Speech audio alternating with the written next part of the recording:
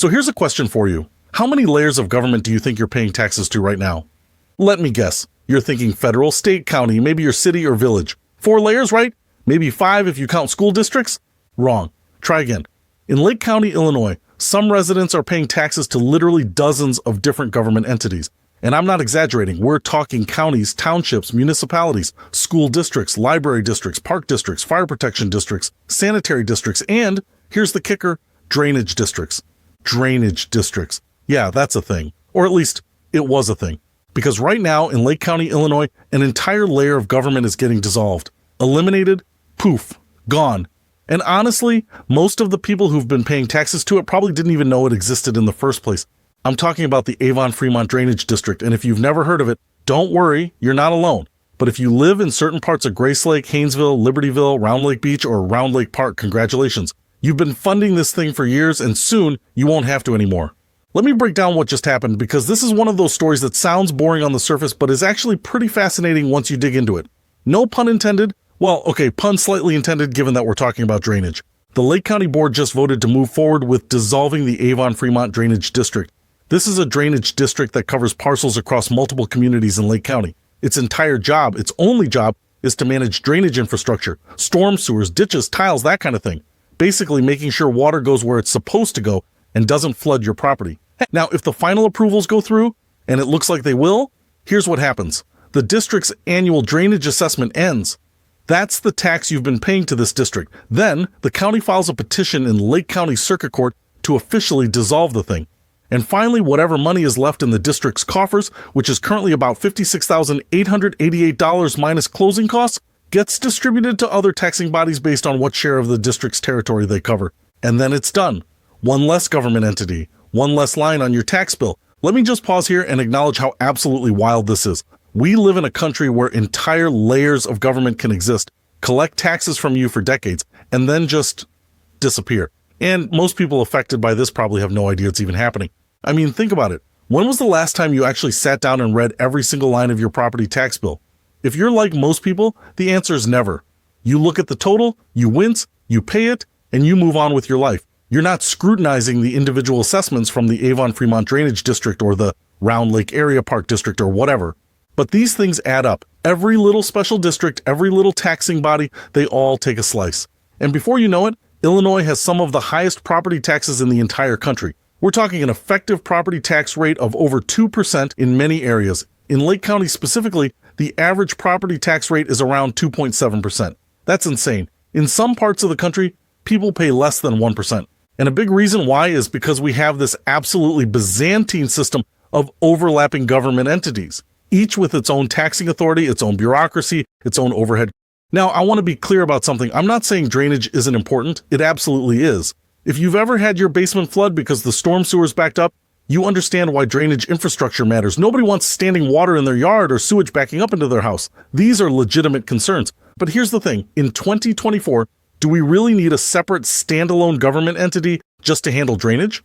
Or could that responsibility be folded into an existing entity that's already managing infrastructure? And apparently, that's exactly what's happening here. The Avon-Fremont Drainage District is being dissolved, but the drainage infrastructure itself isn't going away. The maintenance responsibilities are being transferred to other entities, likely municipalities or the county itself, that are already managing roads, water systems, and other infrastructure.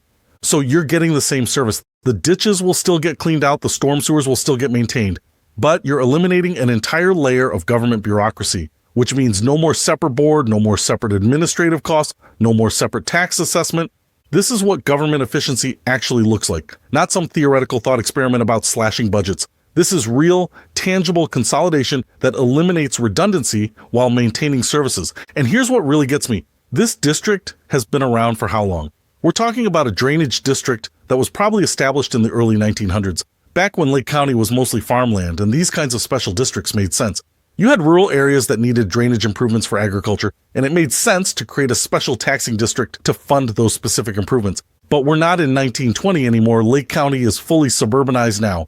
These areas have municipal governments with public works departments. They have engineers, equipment, and established systems for infrastructure maintenance. The original justification for having a standalone drainage district has basically evaporated.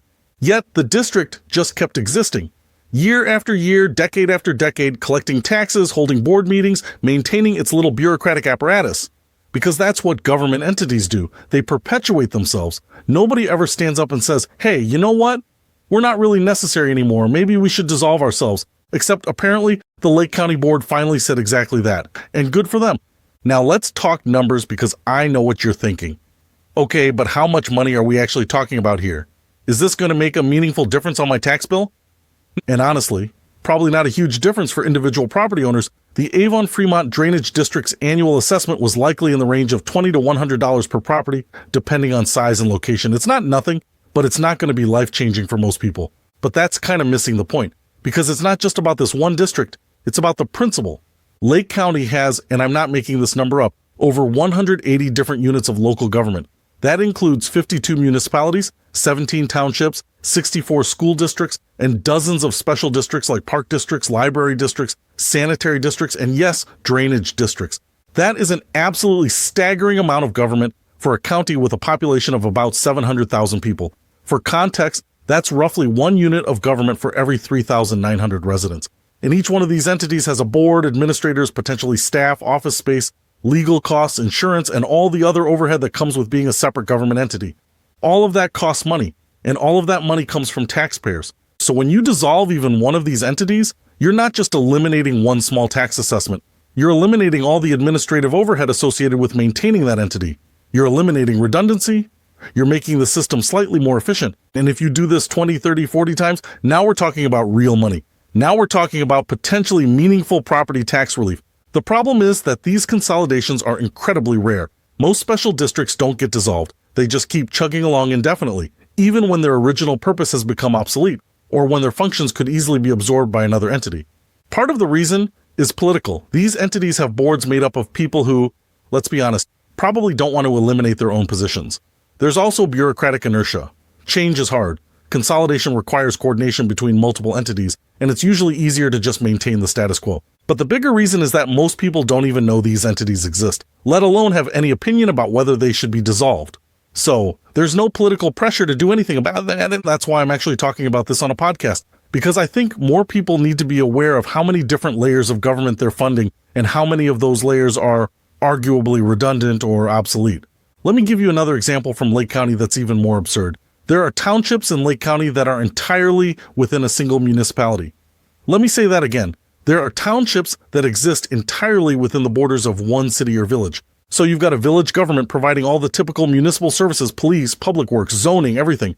And then you've got a township government covering the exact same territory, also collecting taxes, also with its own bureaucracy. What is the township doing that the village isn't? In many cases, the answer is basically nothing that couldn't be handled by the village. But the township still exists because, well, it's always existed, and townships in Illinois have elected officials who would have to vote to eliminate their own jobs, which, shockingly, they're usually not eager to do. The Avon-Fremont Drainage District dissolution is actually a rare example of the system working correctly. The Lake County Board recognized that this entity was redundant and moved to eliminate it. That's what we should want from government, proactive identification of inefficiencies and the political will to actually address them. Now, some of you might be wondering what happens to the money. The district currently has about $56,888 in remaining funds. Where does that go? According to the plan, after closing costs, the remaining money gets distributed to other taxing bodies based on what percentage of the district's territory they cover. So, if a municipality encompasses 30% of the district's area, they get 30% of the leftover funds. This makes sense. Those entities will presumably be taking over the drainage maintenance responsibilities, so they should get the funds to do it. It's not like the money just disappears into the ether. But here's what I find interesting. $56,888 is not a lot of money for a government entity. That's basically enough to maybe cover a year or two of maintenance costs, if that, which raises the question, how was this district even functioning in the first place? The answer is probably that it wasn't doing much. It was likely in a maintenance mode, handling minimal upkeep on existing infrastructure, but not doing any significant capital improvements, which again raises the question of why we needed a whole separate government entity to do that. I also want to address a potential concern that some people might have. You might be thinking, okay, but if we dissolve these special districts, won't the services get worse? Aren't these entities specialized and focused, whereas a general purpose government might not prioritize drainage? It's a fair question, and the answer is maybe, but probably not. Here's the thing. The people doing the actual work of drainage maintenance aren't going to change. It's not like there are specialized drainage district engineers who only work for drainage districts. These are typically contractors or public works employees who work for multiple entities or could easily work for a municipality instead of a special district. The infrastructure itself isn't changing. The needs aren't changing. What's changing is the administrative structure overseeing it. And in many cases, a larger entity like a municipality is actually better positioned to handle infrastructure maintenance because they have more resources, more flexibility, and can coordinate drainage with other infrastructure like roads and water systems. Think about it this way. When you have a standalone drainage district, they're only thinking about drainage, but drainage is connected to everything else. Road construction affects drainage, development affects drainage, water management affects drainage. It makes way more sense to have all of that coordinated under one entity rather than siloed in separate districts. So I'm actually not worried about service quality declining. If anything, it might improve because you'll have better coordination and more resources. Now let me zoom out for a second and talk about why this matters beyond just Lake County, Illinois. Because this is not a Lake County specific problem. This is happening all over the country, but especially in states like Illinois that have historically created tons of special districts. According to the U.S. Census Bureau, there are over 38,000 special district governments in the United States. That's in addition to counties, municipalities, townships, and school districts. We're talking about special districts for everything imaginable. Fire protection, libraries, parks, sanitation, water, hospitals, cemeteries, mosquito abatement, and yes, drainage. Some of these make sense. Some of them serve a legitimate purpose that can't easily be fulfilled by general purpose governments, but a lot of them are relics of an earlier era that have simply never been reevaluated.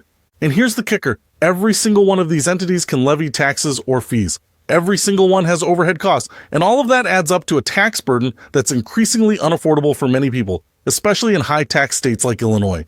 Property taxes in Illinois are driving people out of the state. I'm not being hyperbolic. Illinois has been losing population for years, and high property taxes are consistently cited as one of the top reasons people leave. Retirees in particular are fleeing to states like Florida, Arizona, and Tennessee, where property taxes are way lower. And a big part of why Illinois property taxes are so high is because we have this absurdly complicated, redundant system of overlapping governments, each taking their cut. So when I see something like the Avon-Fremont Drainage District getting dissolved, I actually get a little bit hopeful. Because it shows that change is possible. It shows that government entities can be eliminated when they're no longer necessary. It shows that there are at least some elected officials willing to tackle government consolidation, even though it's politically difficult and administratively complex. But I also get frustrated, because this should be happening way more often. There should be a systematic review of every special district in Illinois, hell, every unit of local government, asking the question, is this still necessary, or could its functions be better performed by consolidating with another entity?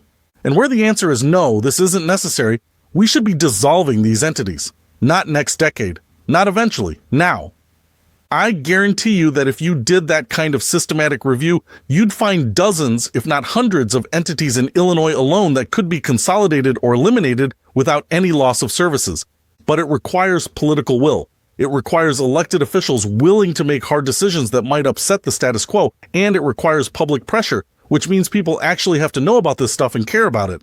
Which brings me back to why I'm talking about the Avon-Fremont Drainage District on a podcast, because most people don't know and they don't care because they don't even realize how many different entities they're paying taxes to. So if you live in Lake County, particularly in Grace Lake, Haynesville, Libertyville, Round Lake Beach, or Round Lake Park, you might want to actually look at your next property tax bill and see if that drainage district assessment is gone. Because if this goes through, and it looks like it will, that line item is disappearing. And more importantly, if you live anywhere with high property taxes, you might want to actually look at your tax bill and see how many different entities you're funding. You might be surprised. And you might start asking yourself, do we really need all of these? Because I'll tell you right now, we don't. The Avon-Fremont Drainage District is dissolving. One less layer of government, one small step toward a more efficient, less redundant system. Let's hope it's the first of many. Who says luxury travel has to cost a fortune? Discovering Travel Bliss reveals the secrets to experiencing 5-star treatment without the 5-star price tag. Learn how to score upgrades, access exclusive experiences, and indulge in luxury for less. From hidden gem boutique hotels to insider tips for first-class flights, this book is your key to unlocking a world of affordable luxury. Elevate your travel experience without emptying your bank account. Get your copy today.